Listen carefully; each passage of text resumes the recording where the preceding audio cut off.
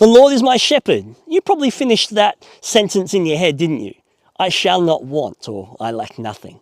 That experience where a single line calls a whole story to mind is a key to an ancient teaching method called a remez, a hint. Jesus was a master of this. On the cross, he used the first line of Psalm 22 to hint at the victory at its end.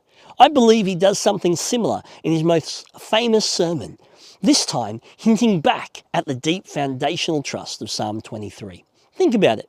The radical teachings in his Sermon on the Mount, or Sermon on the Plain in Luke, to not worry about your life, to seek God's kingdom first, they only seem possible if you can first say with confidence, the Lord is my shepherd, I lack nothing. That trust is the foundation for everything else.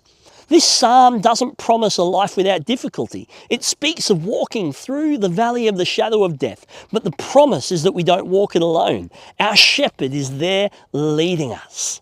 And the story doesn't end in the valley. We aren't being pursued by darkness or fear. The psalm says we are pursued by goodness and mercy all the days of our lives.